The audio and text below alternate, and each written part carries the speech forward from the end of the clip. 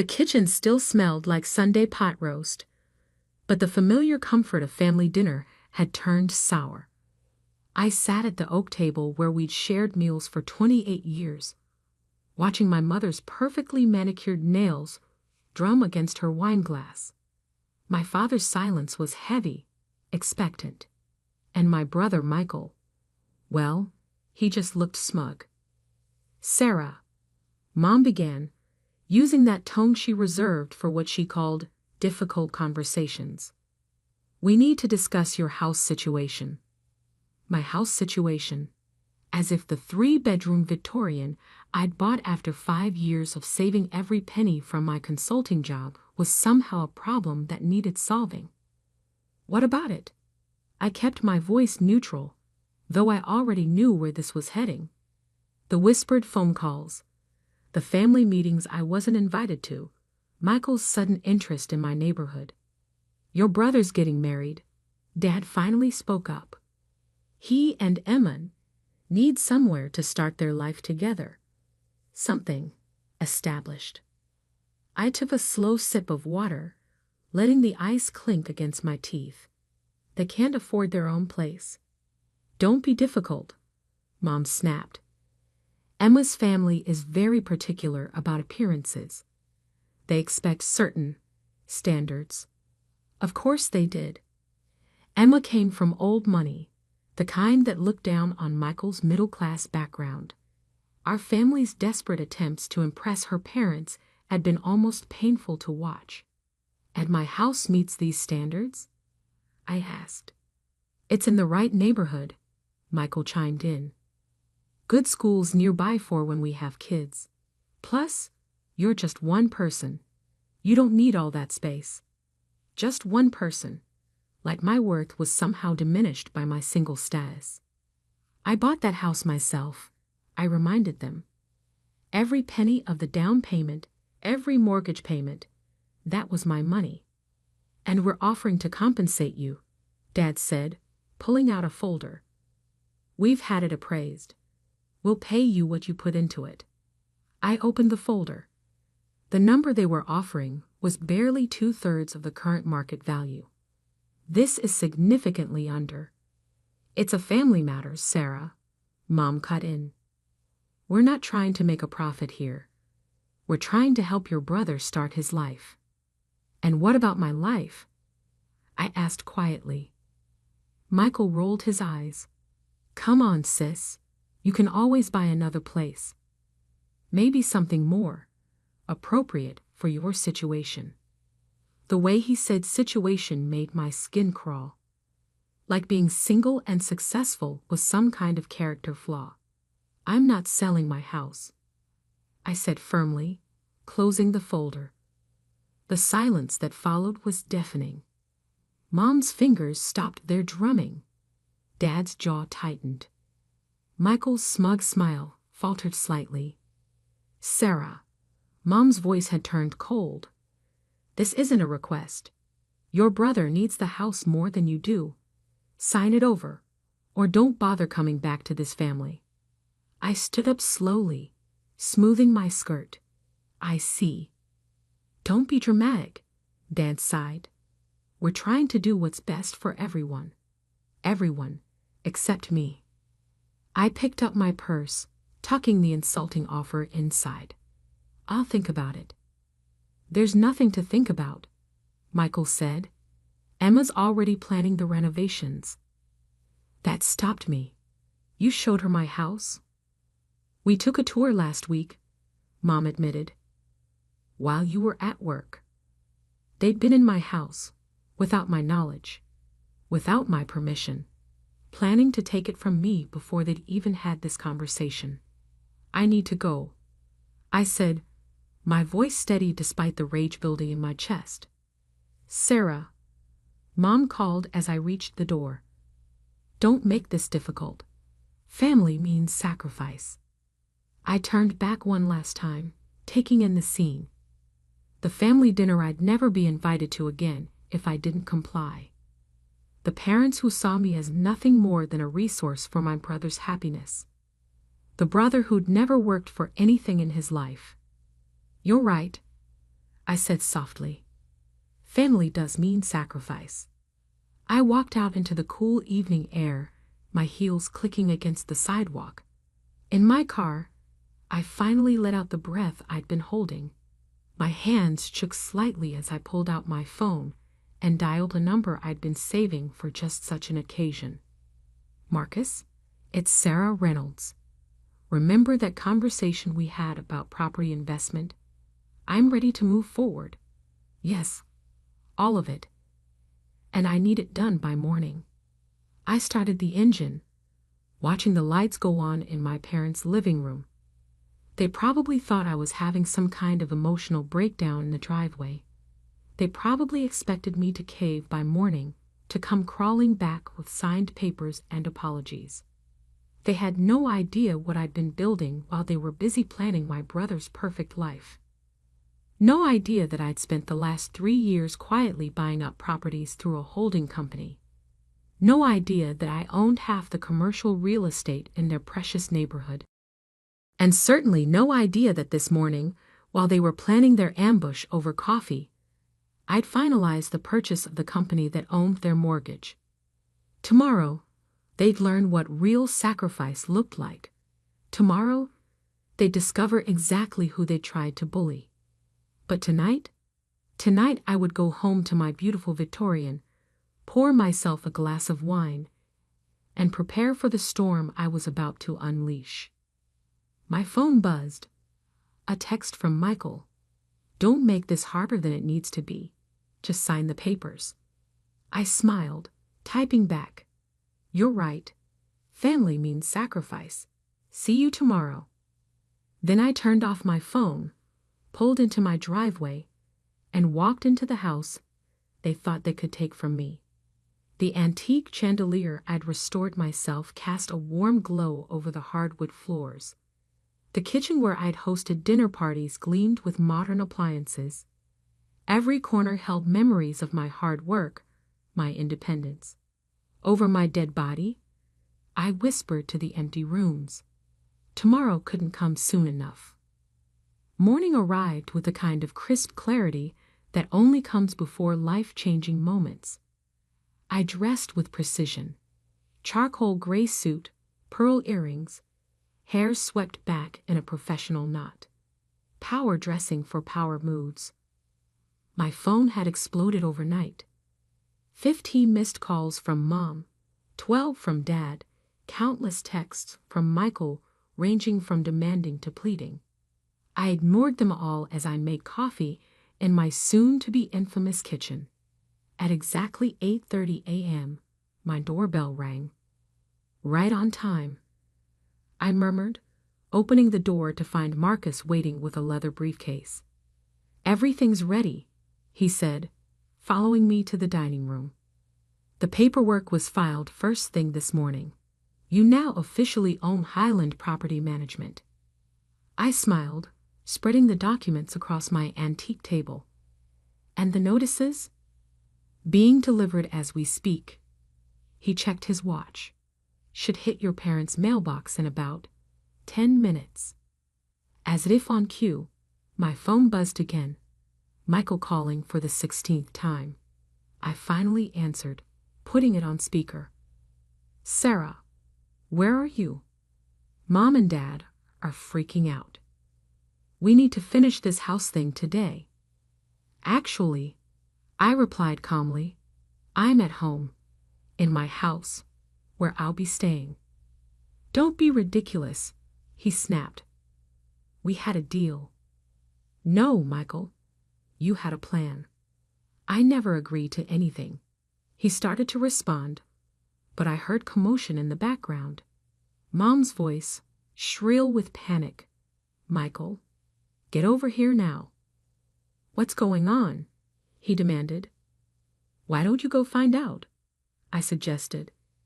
I have a feeling you'll want to be there for this. I ended the call and turned to Marcus. How long do you think it'll take them to figure it out? He grinned, straightening his tie. Given what's in those notices, about 3 minutes. Right again. My phone exploded with texts. Mom, What a hey you doing? Dad, call me immediately. Michael, this has to be a joke. I took a sip of coffee, savoring the moment. The notices they just received would inform them that Highland Property Management, their property management company, had been acquired by a new owner, that all existing rental agreements were under review, that their monthly rent was being adjusted to reflect current market values. A car screeched into my driveway, Michael's B&W, burning rubber in his haste. He burst through my front door without knocking, waving papers wildly. What is this? He demanded, face red with rage. Our rent just doubled. The management company. Highland Property Management, I supplied helpfully. Yes, I bought it this morning. Surprising how many properties they manage in this neighborhood, including Mom and Dad's house, and your condo. He staggered slightly, falling into a chair. You can't do this. Actually, I can. Just like you thought you could take my house. I slid a document across the table. By the way, your lease is up for renewal next month. We should discuss terms. This is insane, he sputtered. I'm calling Dad. Already here. Dad's voice boomed from the doorway. He and Mom rushed in, both clutching identical notices. Sarah Jean Reynolds. Mom started, using my full name like I was still 16. What do you think you're doing? I stood slowly, commanding the room. Making a business decision, just like you taught me family matters should be handled. By becoming our landlord. Dad's voice cracked slightly. By doubling our rent? Market value, I corrected. The same way you valued my house well below market when you tried to take it. Michael jumped up. This is blackmail. No, I said calmly. This is business. But since you mentioned it, I nodded to Marcus, who opened his briefcase again. Let's discuss your renovation plans for my house. The ones you made without my knowledge or consent.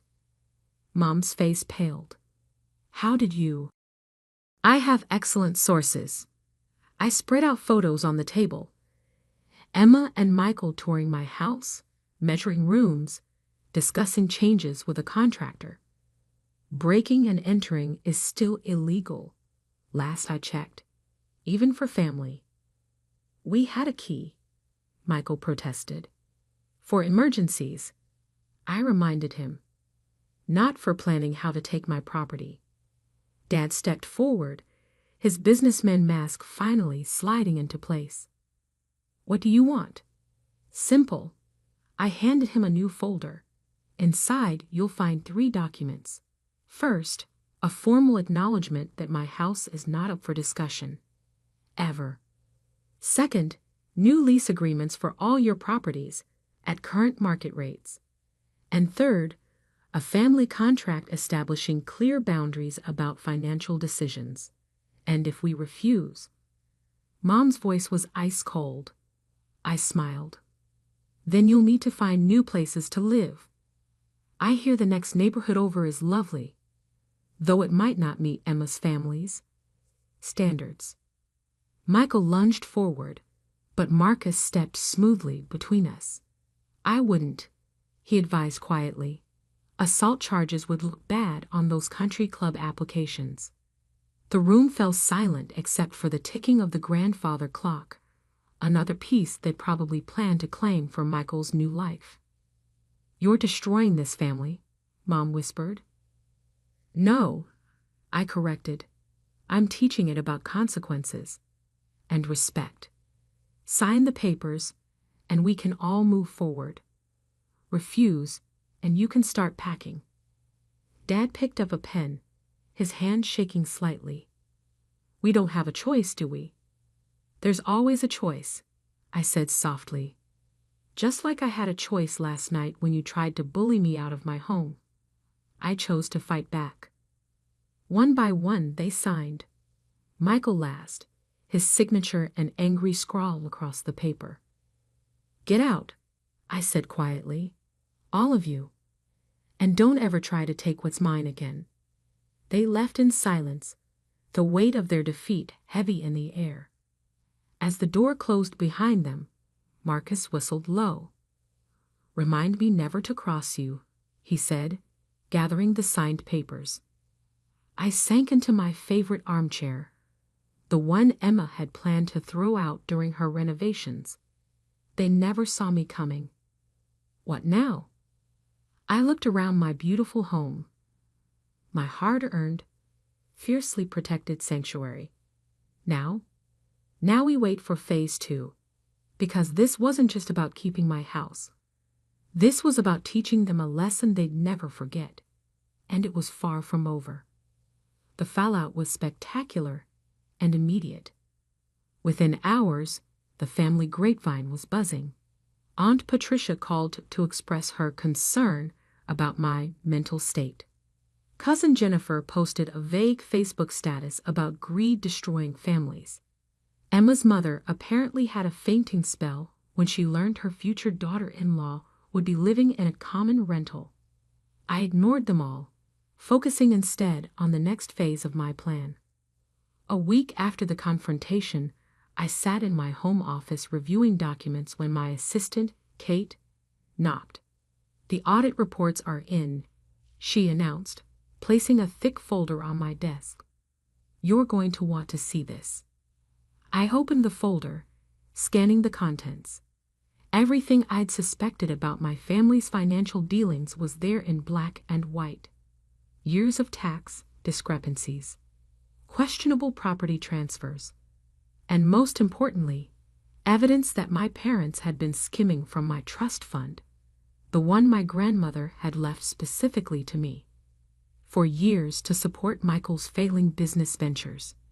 "How our lawyers verified everything?" I asked. Kate nodded, triple-checked. "It's all admissible." I leaned back, letting the implications sink in. "Schedule a family meeting. Tomorrow night. Here. All of them. Every last one." I smiled. Time for the other shoe to drop. The next evening, my living room filled with family members, all trying to mask their discomfort at being in the house they tried to take from me. Mom sat rigid on the edge of the sofa, Dad paced by the fireplace, and Michael slouched in a corner with Emma, who looked like she'd rather be anywhere else. "Thank you all for coming," I began, standing before them. "I know the past week has been challenging. If you called us here to gloat," Michael started. "Actually," I cut him off. "I called you here to discuss Grandma Alina's trust fund." The room temperature seemed to drop 10 degrees. Mom's perfect posture faltered slightly. "That's not up for discussion," Dad said quickly. "Those accounts were settled years ago." "Were they?" I opened my laptop, connecting it to the TV screen. Because according to these audit reports, those accounts were anything but settled. The screen filled with transaction records, dozens of transfers from my trust fund to various shell companies, all leading back to Michael's failed startups. $3 million, I continued calmly. "That's how much you took. Money that Grandma explicitly left for my education and future. Money you used to bail out Michael's disasters while telling me the fund had been depleted by market crashes. We were protecting the family business," Dad protested weakly. "No," I corrected.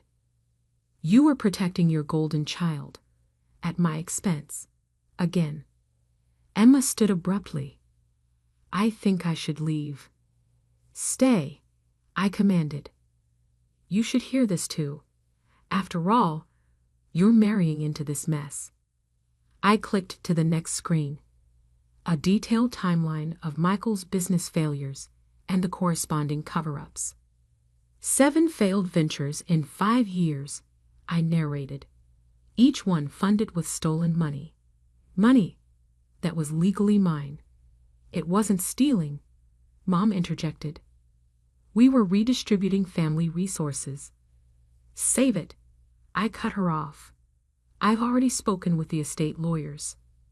What you did wasn't just unethical, it was illegal. Michael lunged forward. You wouldn't dare. Actually, Marcus's voice came from the doorway as he entered with a team of lawyers she already has. I handed out folders to each family member. Inside you'll find 2 options. Option 1.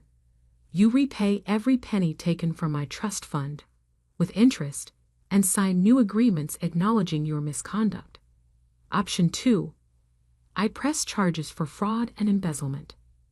You'd send your own family to jail, Aunt Patricia gasped. You tried to steal my house, I reminded her. After stealing my inheritance. After years of favoring Michael and dismissing my success. So yes, if necessary, I would. Dad flipped through the documents, his face ashen. These repayment terms. They're impossible. Not impossible, I corrected. Just difficult. Like building a successful business from scratch, while your family undermines you at every turn. I moved to stand by the window, my window, in my house that I'd fought to keep. You have 24 hours to decide. Choose wisely. The next day, one by one, they came back, each signing the repayment agreements with varying degrees of resentment and shame. Michael was last, Emma notably absent. She called off the engagement, he said as he signed. Said she couldn't marry into a family with financial irregularities. Funny how karma works, I replied, not entirely unsympathetically. After they'd all left, I sat in my kitchen, the kitchen they'd tried to give away, and poured a glass of wine. My phone buzzed with a text from Grandma Alina's old lawyer. Your grandmother would be proud. She always said you were the smart one. I smiled, remembering her words before she died. Don't let them dim your light, Sarah. Sometimes the biggest act of love is standing up for yourself. The following months brought changes. Mom and Dad downsized to meet their repayment obligations. Michael actually got a real job. The extended family learned to tread carefully around me, their whispered judgments replaced with reluctant respect. And me. I expanded my property company, launching a program to help single women become homeowners. Named it the Eleanor Reynolds Foundation in honor of the grandmother who'd believed in me when no one else did. 1 year later, I hosted a dinner party in my beautiful Victorian. Not for family, they were still working on understanding boundaries, but for the women in my foundation's program. As I watched them share stories and dreams, I realized something profound. Family isn't just about blood.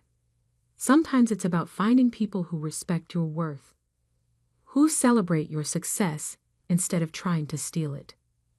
My phone buzzed, Mom asking if I'd join them for Sunday dinner. To try to heal, she wrote. I responded simply, maybe someday, when you're ready to see me as I am, not as who you tried to make me be. Then I turned back to my guests, raising my glass in a toast. To owning your power, I said, and never letting anyone take what's yours. The women cheered, their voices filling my home with the kind of warmth no family dinner had ever provided. Later that night, I stood in my garden, looking up at the house I'd fought so hard to keep. It wasn't just about the property anymore. It was about standing up for yourself, about showing the world and your family that you won't be bullied or diminished. Sometimes the biggest victory isn't in winning the fight, but in choosing to fight at all. And as I watched the sunset from my back porch, my house, my victory, I finally felt at peace. They tried to take everything from me, but in doing so, They'd given me something invaluable, the strength to stand alone.